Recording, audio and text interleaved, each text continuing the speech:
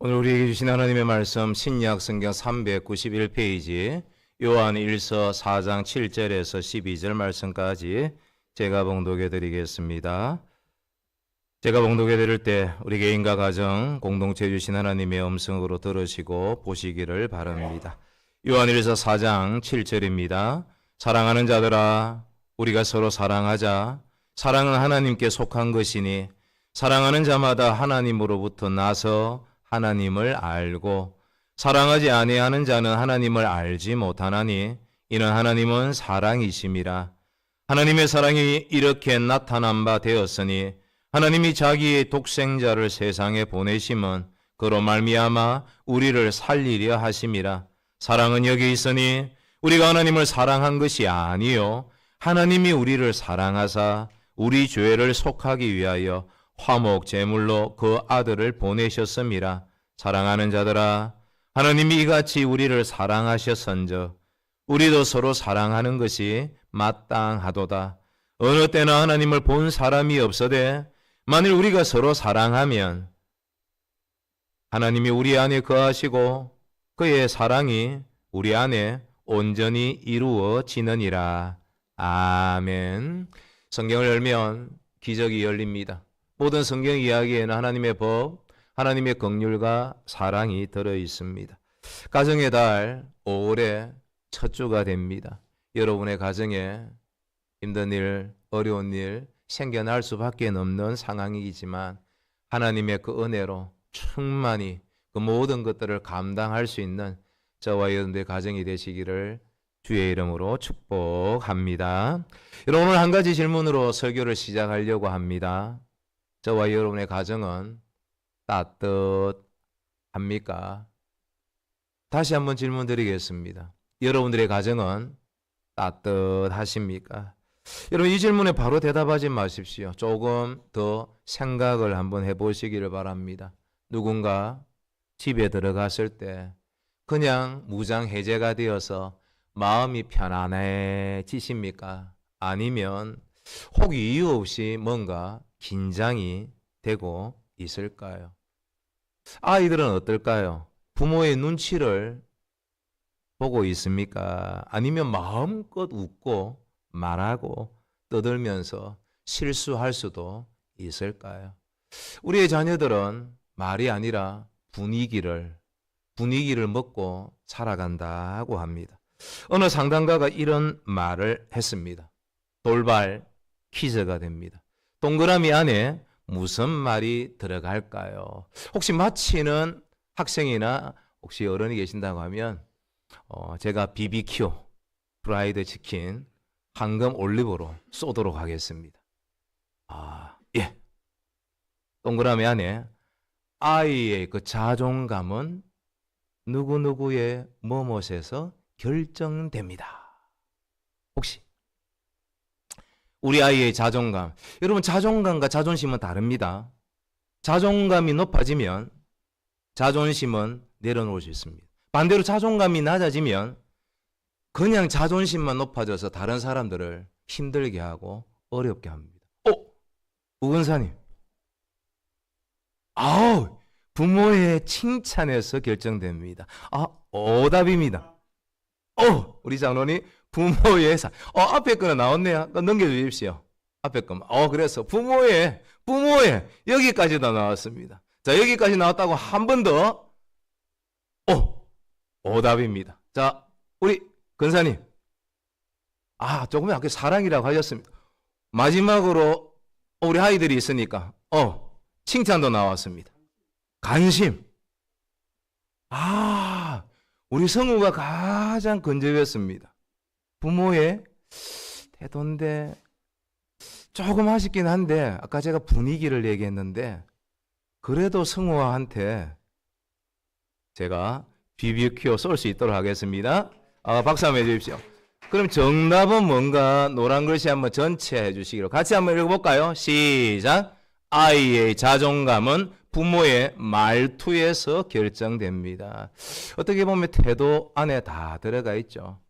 우리 아이들 우리의 말투, 우리의 말을 하는 그 뉘앙스, 말은 안 그러는데 벌써 눈빛, 그 태도, 그 말투에서 모든 것이 결정이 되어집니다. 이런 어느 상담가가 이야기했던 것입니다. 아이의 자존감은 부모의 말투에서 결정됩니다. 여러분, 우리는 하루에 수십 번씩 말을 하지 않습니까? 그리고 그 말 한마디 한마디 그 말투가 아이들의 마음에 쌓여집니다. 괜찮아, 실수해도 괜찮아 라는 그 말은 아이를 살립니다. 왜 그것도 못해? 그 말은 자녀를 무너뜨립니다. 우리는 지난주 말로 드리는 그 예배라는 설교를 들었지 않습니까? 예배는 그냥 예배가 아니라 우리의 말로도 말로 드리는 예배여야 됩니다. 여러분, 그런데 그것보다 더 중요한 질문이 하나 있습니다. 우리의 가정에 하나님이 느껴지고 있는가 하는 것입니다. 교회당에서는 예배합니다. 기도도 합니다. 아름답게 찬양도 합니다. 그런데 집에서는, 여러분들이 집에서는 어떻습니까? 대화는 있는데, 말은 분명히 있는데 사랑이 없습니다. 함께 있습니다. 하지만 마음은 멀어져 있지는 않습니까? 사랑하는 여러분, 우리의 자녀들은 하나님에 관한 그 놀라운 그 존재를 어디서 배울까요? 여러분, 교회에서만이 아닙니다. 바로 우리의 가정에서부터 배우게 됩니다. 부모의 표정에서, 부모의 그 말투에서, 부모가 행하는 그 반응에서 아이들은 하나님을 경험하는 것입니다. 오늘 하나님은 우리에게 묻고 계십니다. 너의 가정은 사랑으로 먼저 예배하고 있니? 이런 사랑이 멈춘 가정은 결코 건강할 수 없습니다. 그러나 하나님의 사랑이 흐르는 가정은 지금 조금 부족해도, 조금 연약해도 반드시 살아납니다. 왜요? 기도하는 가정, 하나님의 말씀을 붙들고 있기 때문에 반드시 회복이 되어집니다. 오늘 우리에게 주신 하나님의 그 말씀을 통해서 우리의 가정들마다 다시 살아나고 더 멋있어지고 더 놀라운 능력을 가지는 가정들이 되시기를, 은혜가 넘치시기를 주의 이름으로 축복합니다. 자, 사랑으로 예배하는 그 사람들은 어떤 모습일까요? 7절과 8절은 우리에게 이렇게 알려줍니다. 7절, 8절 노란 글씨 유의하시면서 같이 한번 읽어봅니다. 사랑하는 자들아, 우리가 서로 사랑하자. 사랑은 하나님께 속한 것이니 사랑하는 자마다 하나님으로부터 나서 하나님을 알고 사랑하지 아니하는 자는 하나님을 알지 못하나니 이는 하나님은 사랑이심이라. 여러분, 하나님은 사랑이십니다. 그래서 사랑은 하나님께 속한 것입니다. 그래서 사랑은 하나님께로부터 시작됩니다. 우리는 사랑해야 한다는 사실을 너무 잘 알고 있습니다. 부모로서, 배우자로서, 성도로서, 목사로서, 장로로서, 직분자로서 내가 섬겨야지, 사랑해야지 수없이 다짐을 합니다. 그런데 질문해 보십시오. 왜 우리의 사랑이 오래 가지 못할까요? 왜 사랑이 어느 순간 책임감으로 남아 부담만 될까요? 왜 가장 사랑해야 할 가족에게 가장 쉽게 상처를 줄까요? 이 질문 앞에서 우리는 조금 더 진솔해야 합니다. 만약 그렇다고 하면 그것은 우리의 사랑이 부족한 것이 아니라 때로는 사랑의 그 근원, 그 출발이 흔들리고 있기 때문입니다. 성경은 분명히 말합니다. 사랑은 하나님께 속한 것이야.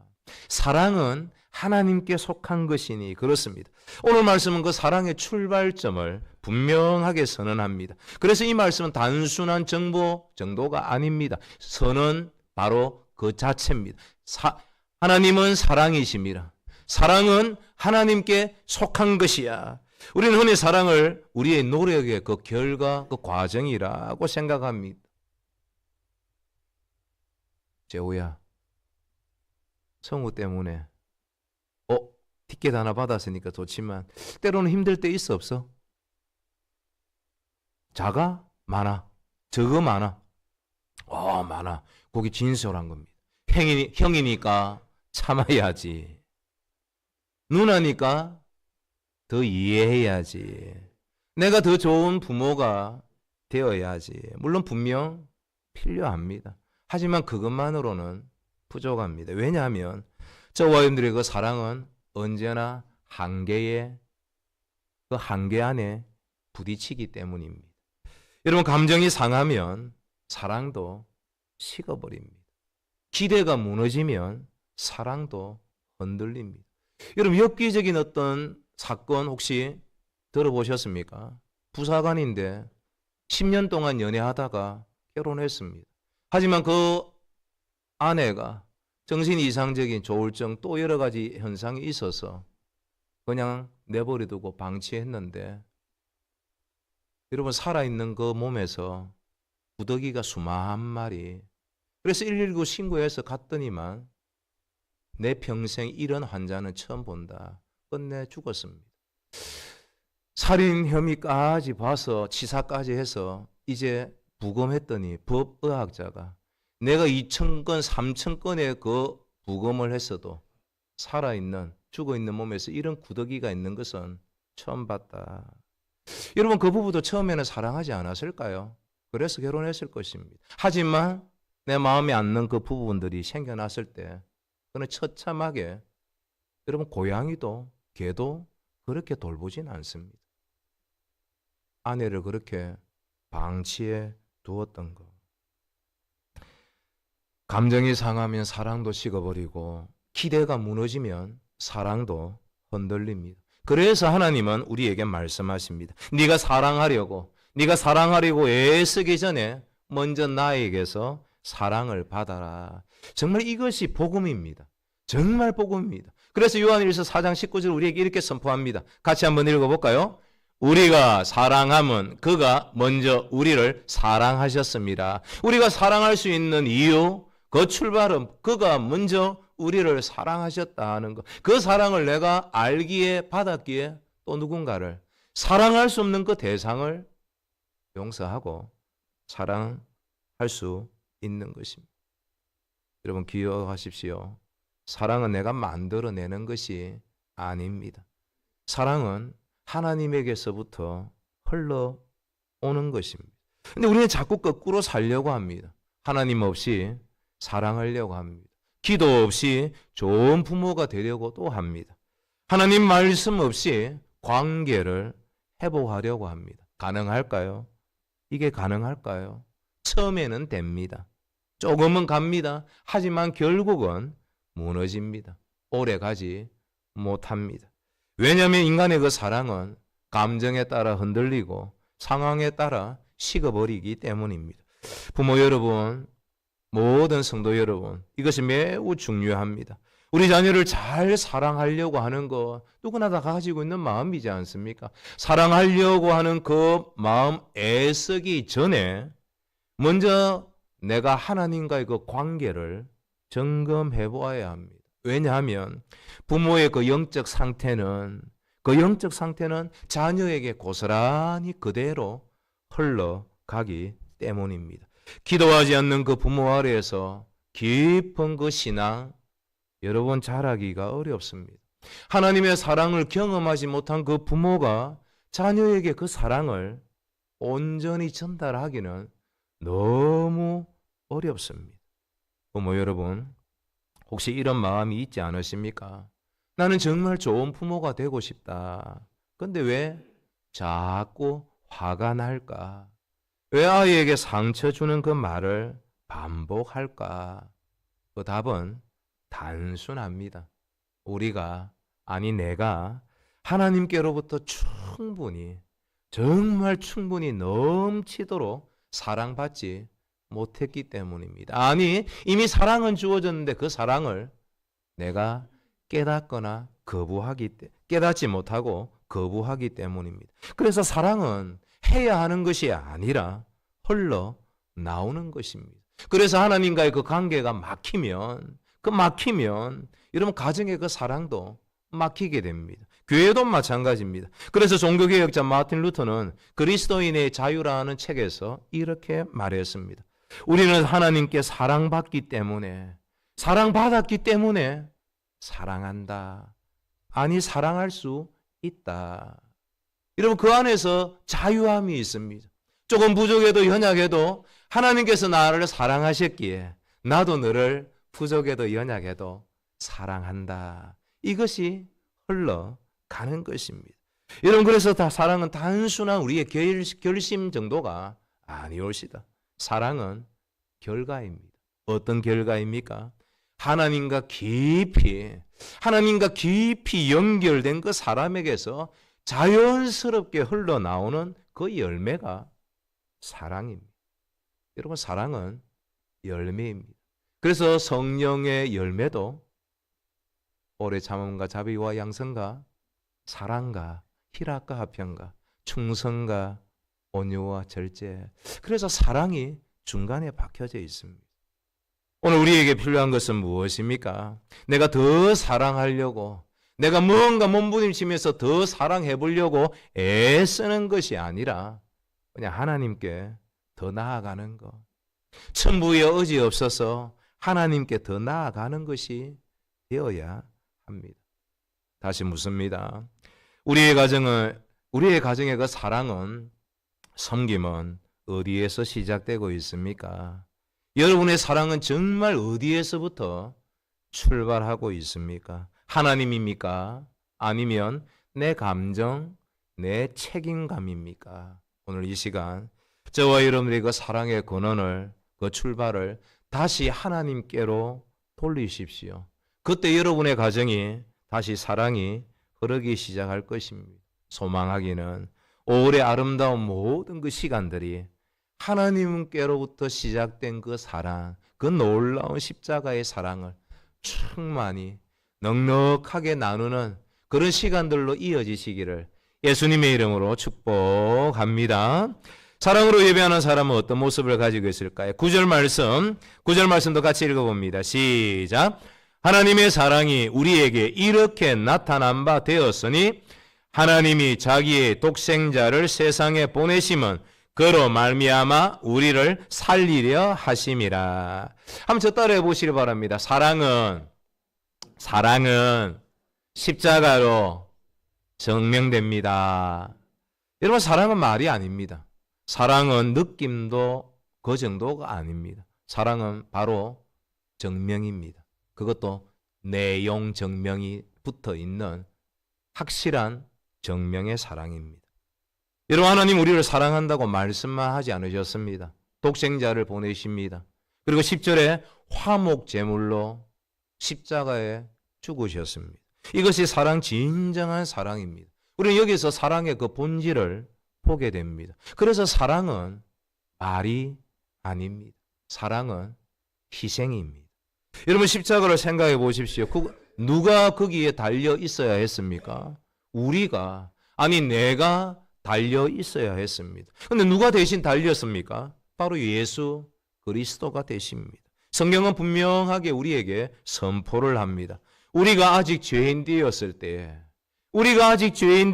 그리스도께서 우리를 위하여 죽으심은 하나님께서 우리에 대한 자기의 사랑을 확정하셨느니라. 확실히 그 내용 증명 그 자체가 바로 십자가의 사랑인 것입니다. 가장 핵심은 무엇입니까? 우리가 사랑받을 자격이 없었을 때, 아무런 그 자격이 없었을 때 이미 사랑하셨습니다. 사랑받았습니다. 이것이 바로 기쁜 소식, 복음입니다. 이 복음의 특징이 무엇입니까? 조건이 없다는 것입니다. 우리가 좀 더 잘해서, 특별해서 사랑하신 것이 아닙니다. 특이한 무언가를 가지고 있어서 사랑하신 거 아닙니다. 먼저 사랑하셨습니다. 여러분, 나를 하나님께서 사랑하셨다니까요. 제가 사랑하셨다니까 안 믿기는 듯이 그렇게 보시는 분이 있어서 놀랍습니다. 하나님이 여러분들을 죽기까지 사랑하셨습니다. 할렐루야. 믿으십니까? 그 사랑을 받았기에 우린 그 십자가의 사랑으로 누군가를 사랑할 수 있습니다. 그런데 우리는 우리 가정에서 어떻게 사랑하고 있습니까? 이 정도는 해야지. 내가 얼마나 너를 위해서 학원에 보냈는데, 학원비가 얼마나 되냐? 형제야, 우리는 학원 안 가는데요. 이 말 하지 마십시오. 다 초등학교 때, 중등부 때 갔지 않습니까? 학원 갔다고 하면 이 정도는 성적은 나와야지. 이 정도는 해야 내가 인정하지. 이것은 사랑일까요? 거래일까요? 여러분, 사랑이 아닙니다. 아이의 마음속에 잘하면 사랑하고, 성적이 이 정도 되면, 어느 정도 합격하면, 말 잘 들으면 좋아한다, 좋아하신다. 여러분, 이런 메시지가 가정에서 반복되면 아이의 마음에는 이런 공식이 생깁니다. 나는 조건을 만족해야, 엄마 아빠의 뭔가 조건을 만족해야 사랑을 받을 수가 있구나. 이건 매우 위험한 것입니다. 왜냐하면 이 아이는 결국 하나님을 향해서도 같은 방식으로 생각하기 때문입니다. 저는 어떤 분의 간증을 들은 적이 있습니다. 예수를 믿기가 너무 쉬웠다는 겁니다. 하나님 아버지의 그 사랑에 대해서 얘기하는데 자기 아빠의 그 사랑이 하나님의 사랑과 너무 같은 거예요. 그 사랑을 계속해서 받다가 교회 왔는데 하나님 아버지의 사랑이 이런 모습, 좀 틀린 건 있긴 하지만 거의 대동소이하니까 이분이 예수님의 그 사랑, 하나님 아버지의 사랑, 성령님의 깨닫게 하시는 것을 너무 쉽게 받아들이는 겁니다. 그런데 또 다른 청년의 간증을 들은 적도 있습니다. 저는 어릴 때 부모님이 저를 사랑한다고 느낀 적이 없습니다. 늘 잘해야 인정받는 환경이었습니다. 그래서 저도 하나님도 그렇게 이해했습니다. 내가 잘해야, 내가 헌금 많이 해야, 내가 많이 섬겨야 사랑하는 분이시라고. 나중에는 예수 그리스도를 영접하게 됐죠. 하지만 처음에가 힘들었습니다. 혹시 이 청년의 그 처음의 고백이 내 자녀들의 모습이 되지는 않을까요? 저와 여러분들의 자녀에게 어떤 사랑을 내가 주고 있습니까? 성적이 좋을 때만 웃어주고 있지는 않습니까? 혹시 실수했을 때 내가 날이 쓴 거 비판, 정죄를 하고 있지는 않습니까? 때로는 비교하고 평가하러 사랑을 왜곡하고 있지는 않습니까? 사랑하는 성도 여러분, 우리의 가정은 너무나도 소중하고 귀합니다. 하나님이 세우신 기관은 교회와 가정, 이 두 가지밖에 없습니다. 어떤 국가, 어떤 NGO 다 필요 없습니다. 하나님께서 교회와 가정만 든든히 서면 모든 것이 회복되고 새로워질 수가 있습니다. 여러분, 우리의 가정이 너무나 소중하고 귀하다는 거, 왜냐하면 많은 이유가 있겠지만 바로 우리의 가정이 바로 내 자녀 한 아이의 하나님에 대한 그 이미지를 만들기 때문입니다. 그래서 선교도 신학자 리처드 백스턴은 이렇게 말했습니다. 부모의 사랑은 자녀가 하나님을 이해하는 첫 창문이다. 한번 우리의 마음에 새기는 의미로 같이 한번 읽어볼까요? 시작. 부모의 사랑은 자녀가 하나님을 이해하는 첫 창문이다. 여러분, 그래서 우리가 해야 할 것이 있습니다. 아이가 실패했을 때 말해줘야 됩니다. 혹시 하면 있나요? 제가 하얀 글씨를 읽으면 이거는 혹시 성훈아, 네가 마이크 들고 한번 하얀 글씨 읽어볼래? 쑥스러워? 제가 어린아이의 톤으로 하얀 글씨 한번 읽을 테니까 여러분들이 부모의 마음을 가지고 노란 글씨 읽어주시길 바랍니다. 아이가 실패했을 때 조금 크게 했으면 좋겠습니다. 아이가 실패했을 때, 아이가 연약하고 부족할 때, 아이가 넘어졌을 때, 여러분 이 모습이 계속해서 클 때까지 이어지면 사춘기 때 방황할 수 있죠. 질풍노도의 시기인데, 하지만 나갔다가도 금방 돌아올 수 있습니다. 여러분, 이것이 바로 십자가의 사랑을 닮은 가정의 모습이 아닐까요? 십자가의 사랑은 분명 다릅니다. 분명 달라야 합니다. 목사가 실패해도 사랑합니다. 장로가 부족해도 품습니다. 성도가 넘어져도 기다립니다. 이것이 분위기로 하나님 우리의 사랑의 태도로 이어져가는 가정과 공동체의 모습이 되어야 됩니다. 누가복음 15장의 탕자를 한번 보십시오. 아버지는 아들을 동구 밖에서 기다리지 않습니까? 그리고 아들이 돌아올 때 책망하지 않습니다. 달려갑니다. 안아줍니다. 그리고 잔치를 엽니다. 바로 이것이 하나님의 사랑입니다. 그리고 이것이 우리가 닮아가야 될 사랑의 모습입니다. 다시 묻습니다. 저와 여러분의 사랑은 십자가를 많이 담고 있습니까? 아니면 아직도 조건을 달고 있습니까? 오늘 결단하십시오. 나는 조건과 상황이 아니라 은혜로, 오직 그 십자가의 은혜로만 사랑하겠습니다. 바로 그때 우리의 자녀들의 마음에 또 누군가의 그 마음 속에 하나님의 그 사랑이 새겨질 것입니다. 실수해도, 넘어져도, 큰 실패를 저질러도 넌 괜찮아. 다시 할 수 있어. 하나님께서 너와 함께해. 넌 아빠 엄마는 너의 편이야.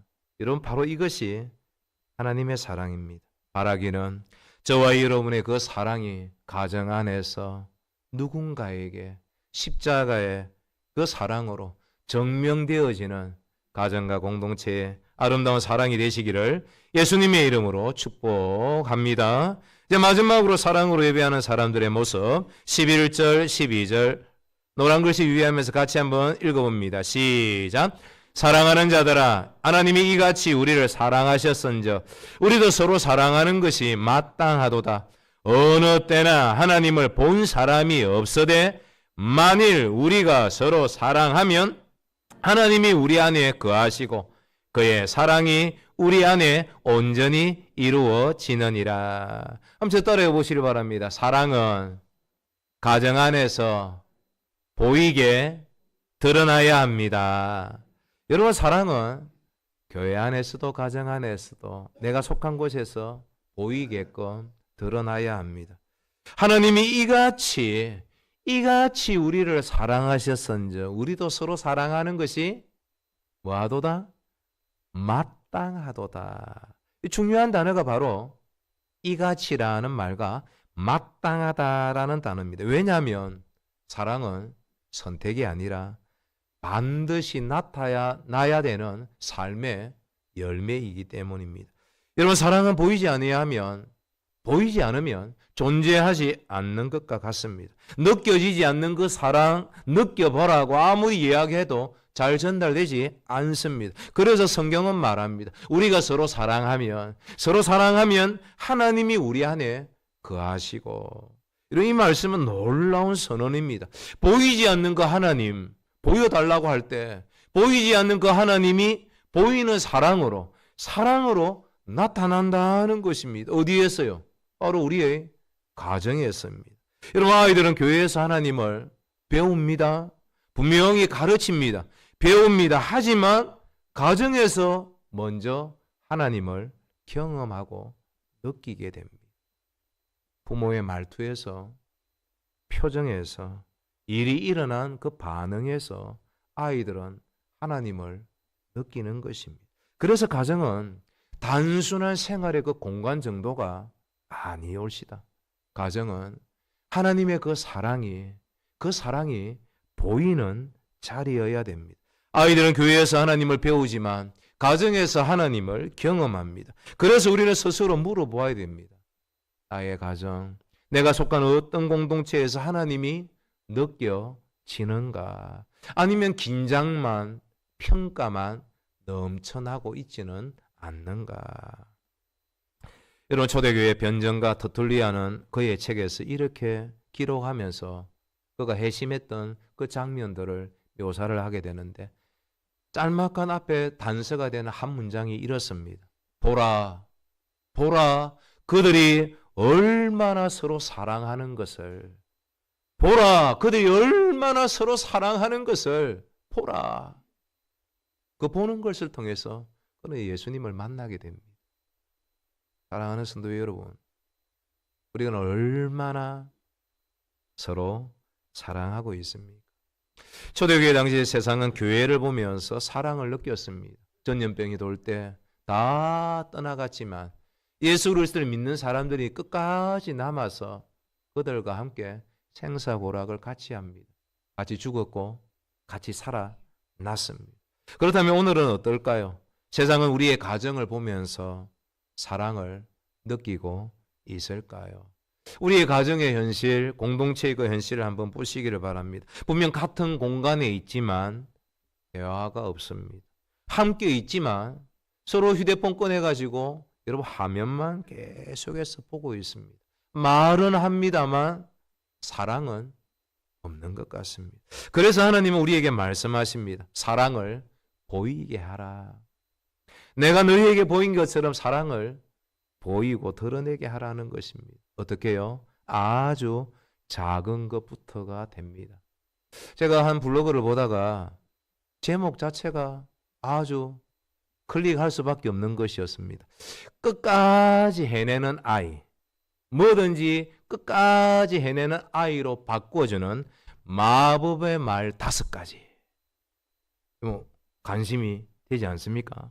우리 아이가 끝까지 못하고 중도에 다 흩어지는데 끝까지 무엇이든지 마지막까지 해낼 수 있는 아이로 키우는 마법의 말 5가지. 이것도 제가 앞에 하얀 글씨 읽으면 여러분 뒤에 노란 글씨를 읽어주시길 바랍니다. 아이가 이렇게 와서 이야기를 할 때 우리가 어떤 반응을 보일까? 나는 한심해.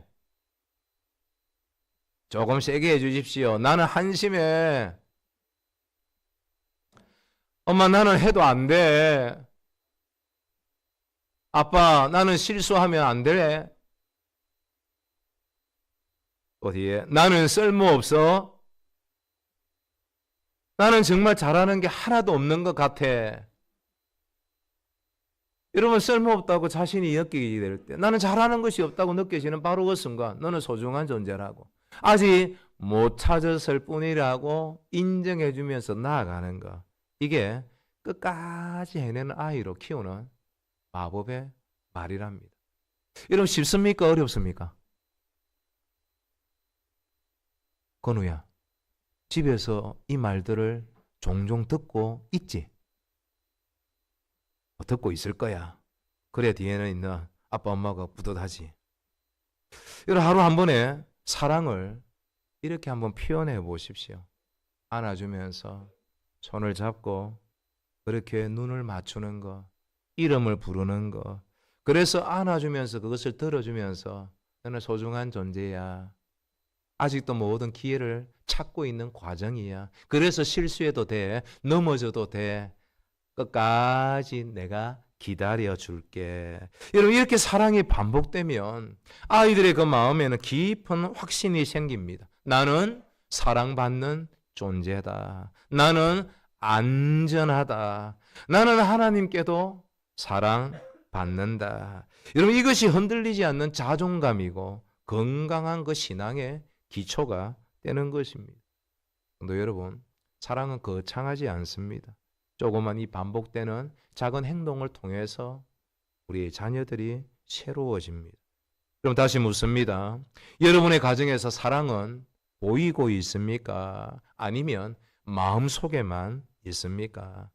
오늘 그 사랑을 보이십시오. 오늘 그 사랑이 들리게 하십시오. 오늘 그 사랑을 우리의 자녀들이 좀 만질 수 있도록 하십시오. 저와 여러분들의 가정이 하나님이 거하시는 자리, 사랑으로 예배하는 가정, 그 가정의 아름다운 교회가 될 것입니다. 소망하기는 십자가의 그 사랑이 우리 안에 있다고 하면 저와 여러분들의 그 가정 안에서 하나님이 보이신 그 사랑이 우리의 입, 우리의 말 태도, 그 모든 말투 하나 속에서 올 안에 더 많이 사랑으로 보이고 느껴질 수 있는 그 은혜의 자리에 세워지시기를 예수님의 이름으로 축복합니다.